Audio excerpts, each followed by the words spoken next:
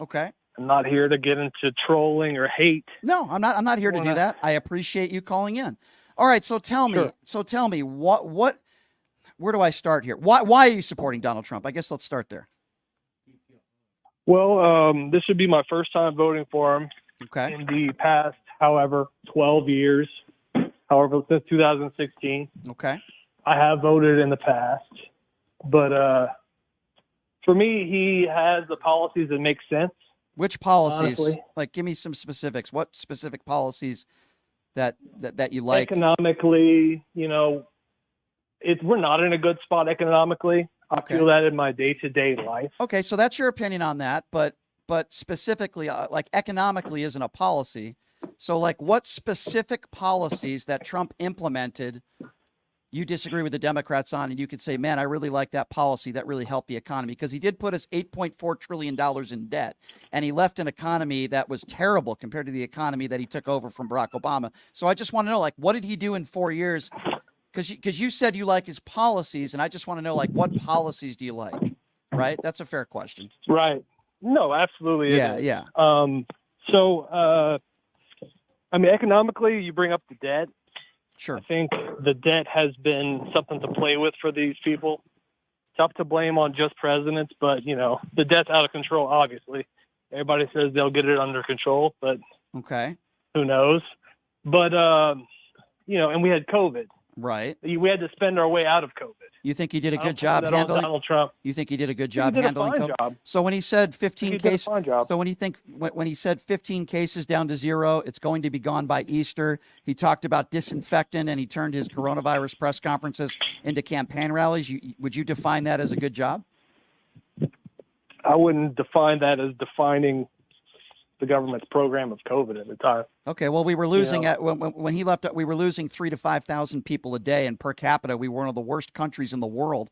Not the worst, but one of the worst countries in the world. And when we have more money than just about any other country in the world, I don't know. I guess I just respectfully disagree with you. I don't think that's good, but that's okay. We can disagree on that. Can you name me a policy that you like? Just in general? Well, yeah, because you said you like his policies, not a policy. And I just want to be fair with you. What is it? In all honesty, I like the idea of America first. I like the idea of a strong America. But that's not a policy. America first is a slogan. I didn't, with all due respect, I didn't ask you what slogans you like, because slogans mean nothing to me. Anybody can do that. You said you liked his policies. I can give you a bunch of Biden policies that worked. The CHIPS and Science Act, capping insulin at $35, for example, helping to raise minimum wage, maternity leave, for example. I can give you a long laundry list of policies that worked. I'm just asking you for one, sir, and you haven't given me one policy. Yeah. Okay, funding black colleges is pretty nice. Funding black colleges. So what policy was that?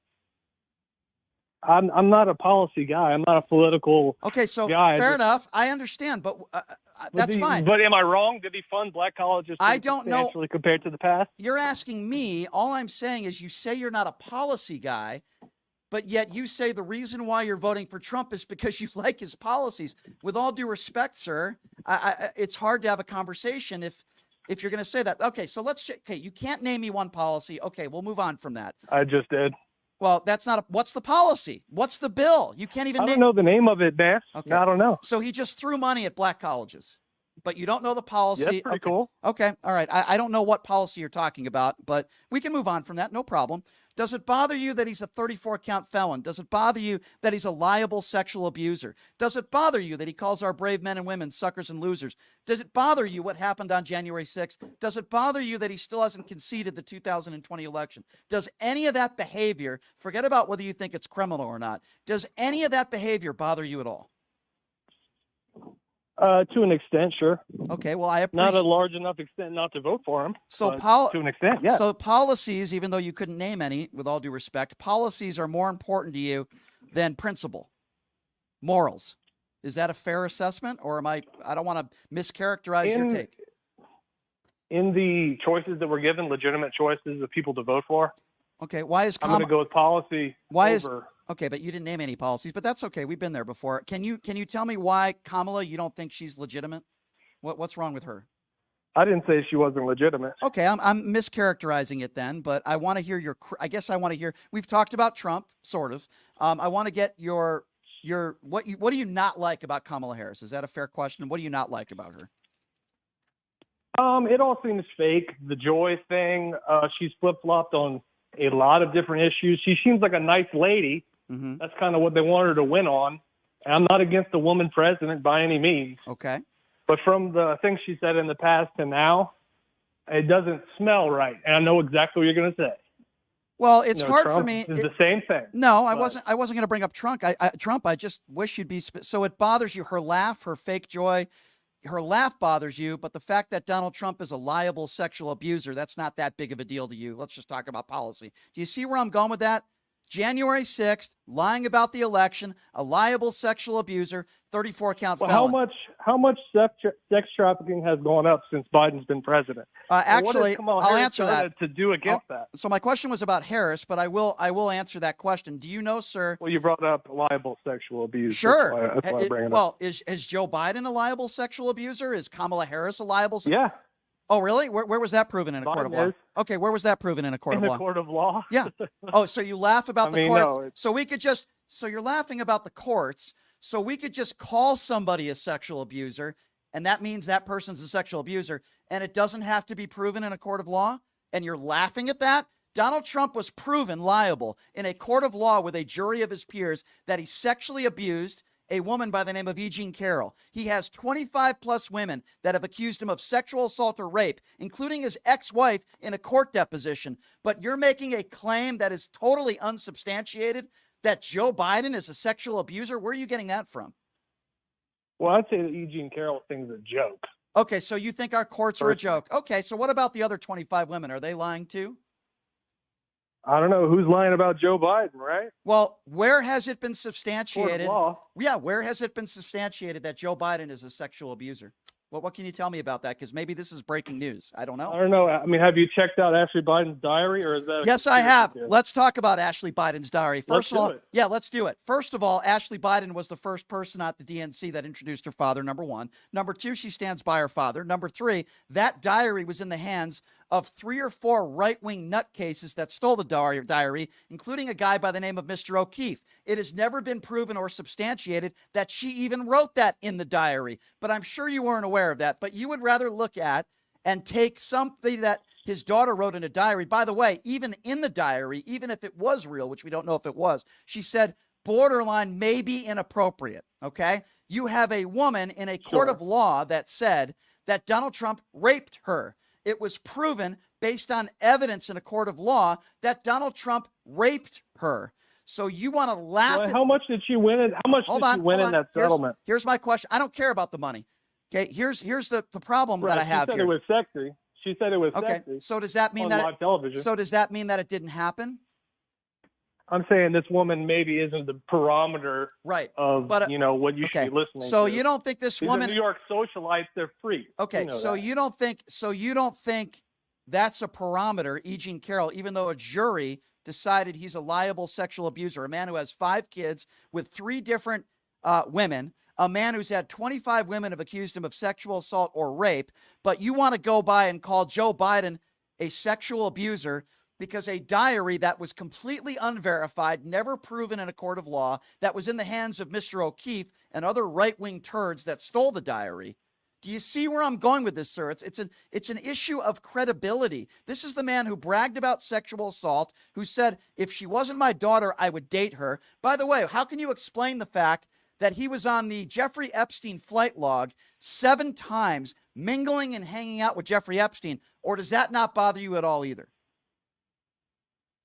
I mean, it's a cause for concern, but listen, these people of this ultra wealthy status, which I'm against, that's probably one of my biggest knocks on Donald Trump. They catch rides all the time because they're jet setters. Okay, doesn't necessarily mean anything went down. But you know who wasn't on? You know who wasn't on that? You know who wasn't on that flight log? Joe Biden. I guess Kamala Harris or Joe Biden. Yeah, they weren't on that flight log. Joe Biden owns an island right by a little St. James, not far off. I mean, so because you've never heard that, but he does. And he mingles with all these people. It's the same. Okay, can you show me? Pool. All right, fair enough. Can you show me one picture of Joe Biden mingling with Jeffrey Epstein? Because I can show you pictures and videos of Donald Trump. Does that not bother you at all? It's a bad look, no doubt. It definitely is a bad look. We agree on that. But I mean, we're okay. Yeah, sure. It doesn't look good. So what are your criticisms of Kamala Harris? I mean, you're making fun of her laugh. I've given you. I didn't say anything about her laugh. Well, you said it's fake joy.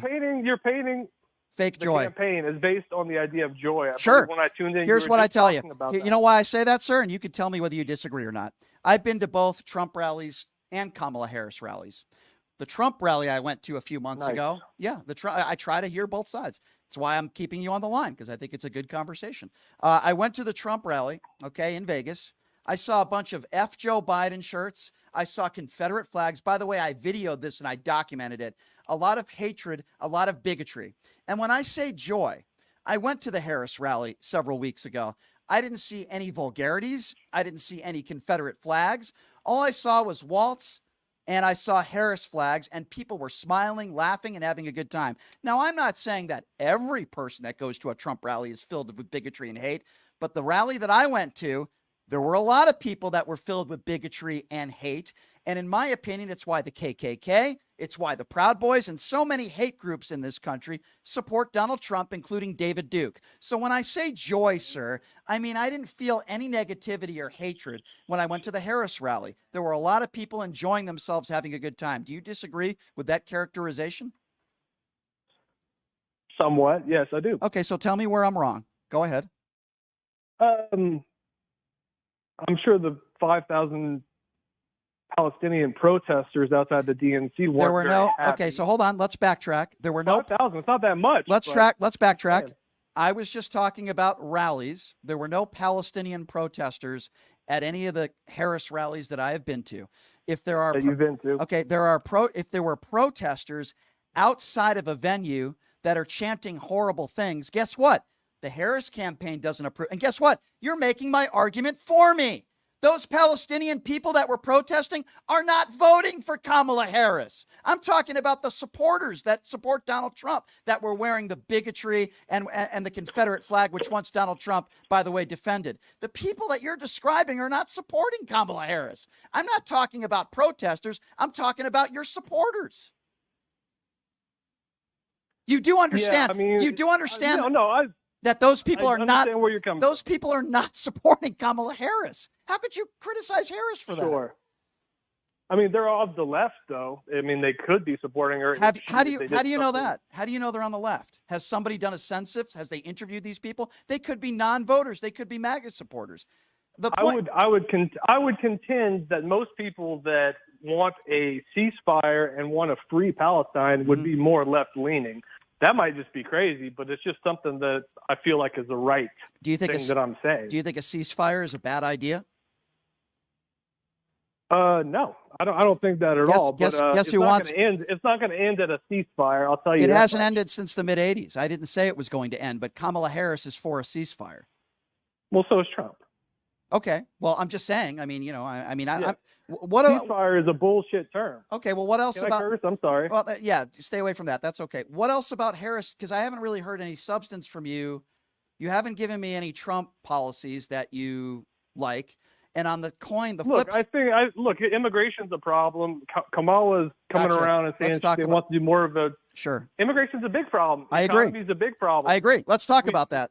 Let's talk about that. Let's talk about immigration. Sure. What about the bipartisan bill where MAGA Republicans and Democrats sat at the table, and it was the biggest comprehensive border bill, which, by the way, was supported by the Border Patrol. They endorsed the bill, which would have been the most comprehensive in decades. And then Donald Trump picks up the phone and he calls his Republican senator friends and says, don't vote for this bill. Do you know why? Because it would have made Joe Biden look good, and he cares more about that than what is good for the country. So for people that want to talk about the border situation, which has, by the way, been an issue in this country for decades and decades and decades, here they have a bill that is put forth together with both sides, and Trump tells them to stick it.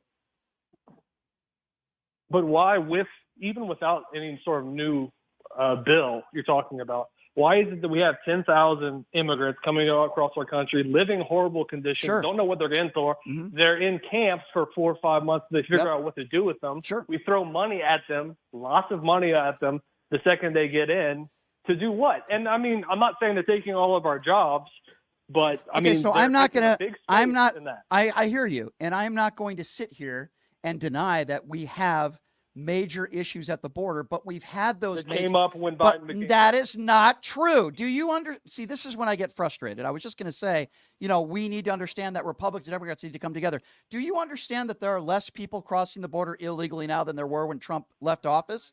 What you're saying is not true. It's not factually accurate. I don't believe that. Well, it's not my fault if you don't believe it. I'm pretty educated on these issues. I talk about them every day. I live on the border, dude. Okay, so because you live on the border, you know everything? I'm telling you, look it up. Right now, there are less people crossing the border illegally than there were under the Trump administration. Both parties have made mistakes. They're not perfect. We've had issues at the border for decades. I'm with you on that. But you can't tell me that all of a sudden Trump cares so much about this issue when there were undocumented immigrants that committed horrible crimes under his administration. We never heard about those crimes. Only under the Biden administration we hear about those crimes. And what I am telling you is there was a border bill that was put together with MAGA Republicans and Democrats. It was ready to go. The most comprehensive bill in decades. And Trump picked up the phone and told them not to pass it. Why wouldn't you have a problem with that? I agree with you. We have major problems at the border. Why wouldn't you agree with me that what Trump did was wrong? He put himself before the country. I mean, that's a nice narrative. I don't know if that's exactly the way you're. Why did he do it then? Why did he do it then? If you call it a narrative, because what I'm giving you is not a narrative, it's been confirmed by some. Do you know who Mr. Langford is? Donald Trump once called him one of the best Republicans when it came to border issues. He was the main guy that helped put this border bill together. And even Langford was shaking his head and agreeing with Joe Biden during the State of the Union speech when Joe Biden said that it was Donald Trump's fault and MAGA Republicans for why this bill wasn't passed. So that's not a narrative. Langford would agree with me on that. And many of the Republicans that helped put this bill together. I'm not giving you a narrative. I mean, I don't know why you would characterize it as that. Okay, so if you think it's a narrative, why did Donald Trump tell these senators to not pass this bill? It's just a bad bill? Is that why?